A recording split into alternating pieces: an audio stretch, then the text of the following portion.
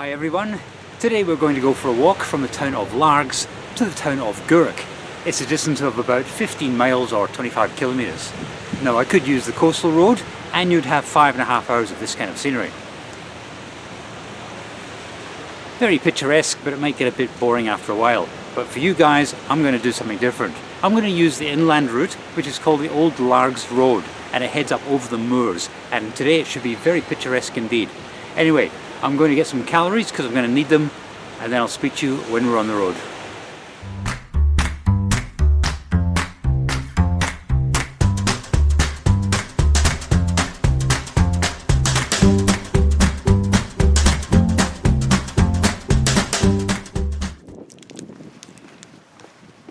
I didn't say what kind of calories, did I? Are these wagon wheels getting smaller?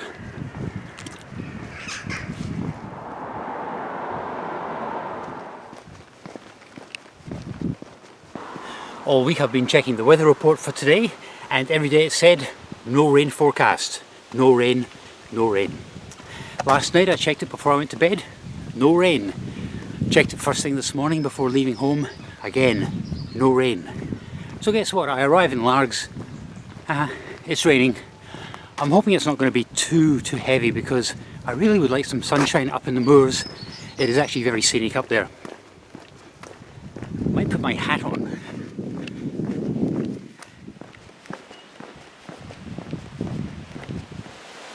I just wanted to say hello to all the viewers from Australia. Hi guys, and in particular people from the state of Queensland. In 1773 a boy was born here by the name of Thomas Brisbane. He eventually ended up being the state governor of New South Wales, and the state capital of Queensland was named after him, Brisbane. He was born here. Now we could go down there and check out Brisbane House where he was born. Unfortunately we're 80 years too late because that was demolished in the 1930s and during the Second World War. But he is from here, and in fact there's a commemorative plaque down there from the state capital of Brisbane.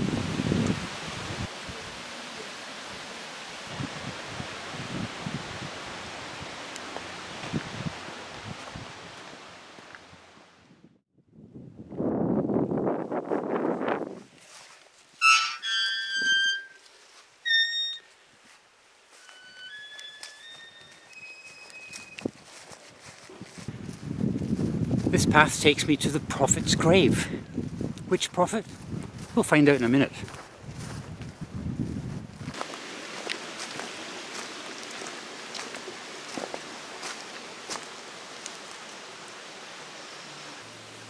Well, this is the resting place of Reverend William Smith, who died from the plague in 1647. And I can't think of a nicer place to lie at rest. Right, we've got some serious miles to do. Let's get back on that road.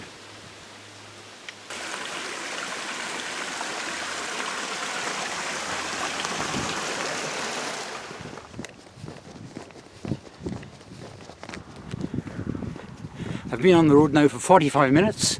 We have 15 miles to cover, and I have covered the grand total of 2. So I really need to get a move on. When we get to the halfway point, I'm going to take a breather. And I have a question to ask. I've got a cunning idea for an interesting walk, and I just need to know if you think I'm so clever or whether I'm a total whack job. I need your advice. Halfway point.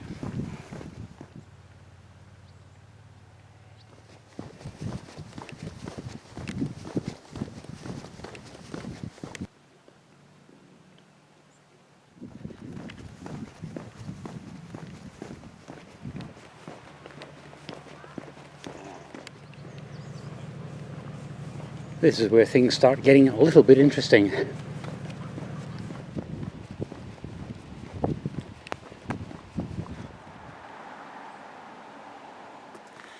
I stopped to film that flower and I was immediately accosted by a swarm of flies. Wow. And that's the rain on as well. It's all happening. Anyway, we have a reservoir in about a mile. I don't know what to expect, but hopefully there'll be less flies.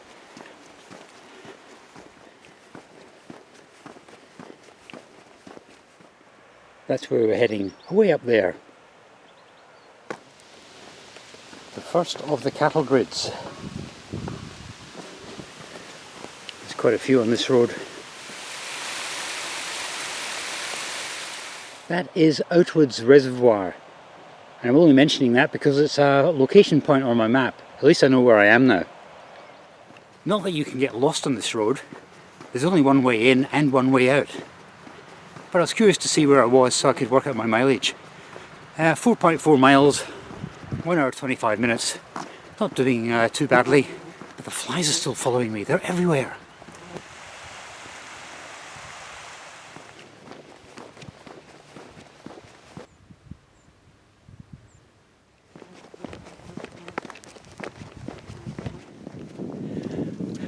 We're starting to get a bit remote now, but still no shortage of flies here.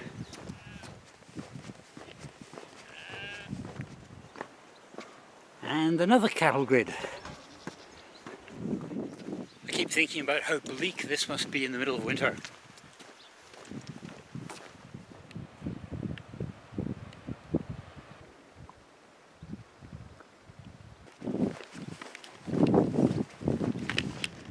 Now here's a reason why you shouldn't try to drive this road at night.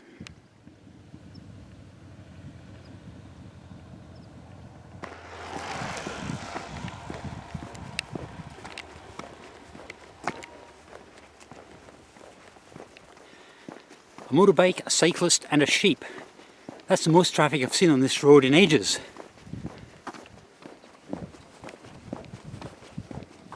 Well, I've made it to roughly the halfway point. And the highest point as well, 285 meters. It's pretty windy up here, so what I'm going to do is I'm going to go down until I find somewhere more sheltered. Then I'll tell you what my cunning plan is.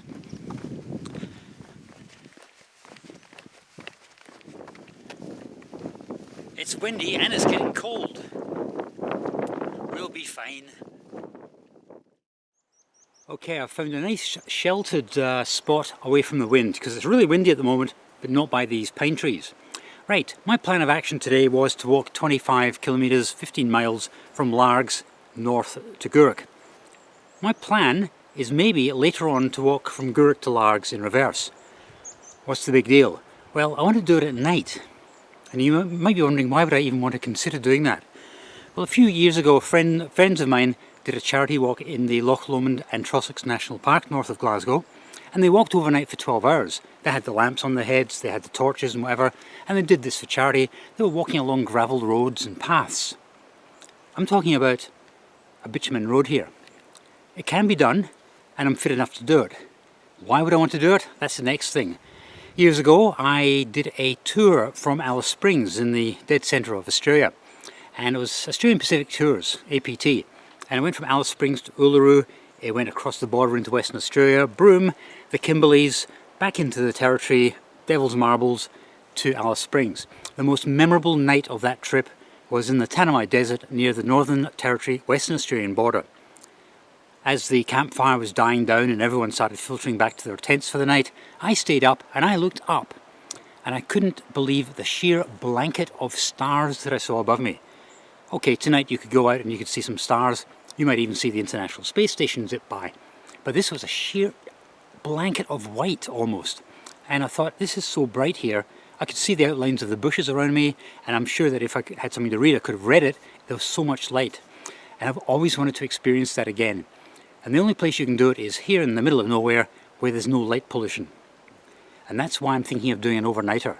So tell me, do you think that's an actual good idea? While I'm able to do it, and I can do it, should I do it? Or should I just stick to these day trips?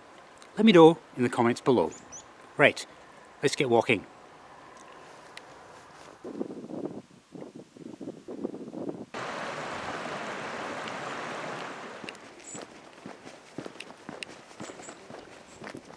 Another landmark up ahead, Loch Tom.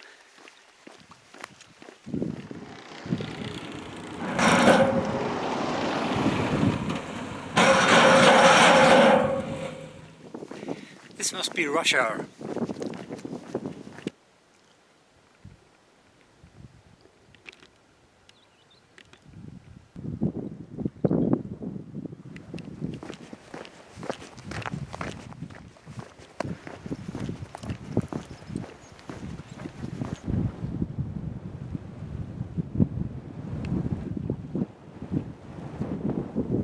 you're interested in Bronze Age cairns, this is the place for you. There's about 12 or 13 of these cairns dotted around this area here.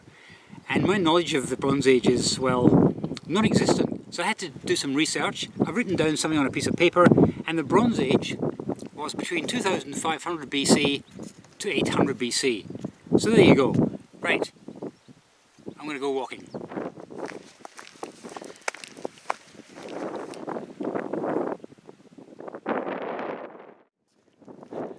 It's blowing a gale up here.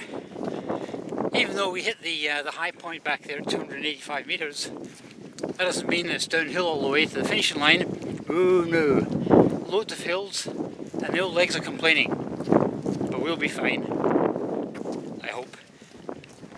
We're getting closer to civilization.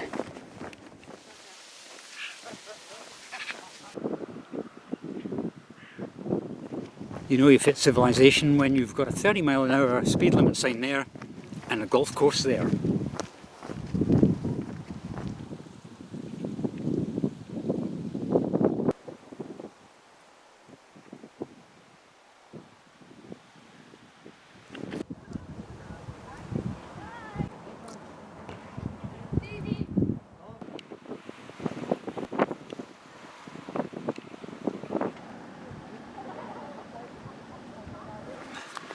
Okay, just under 2 miles to go. Not quite the home straight, but we're nearly there. I was able to see the station from the lookout, and it's downhill all the way.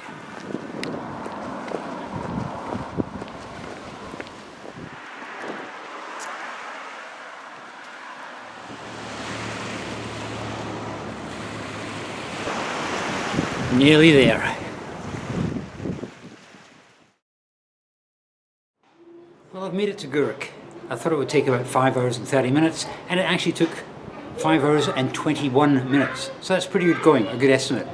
Anyway, I'd like to apologise for the quality of the sound sometimes. Today was a lot windier than I thought it was going to be, and I really must start experimenting with the inbuilt microphone on this camcorder to see if I can muffle the sound somehow, because wind is a nightmare.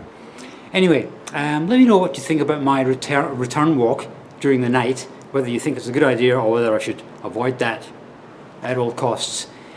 Please give me a thumbs up, because believe me or not, I do deserve it today. This was a hard walk, this one. Please subscribe if you haven't already done so, and I'll see you next time.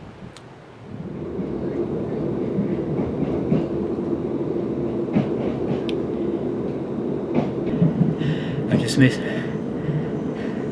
just made that train by literally seconds. The door was closing as I got on.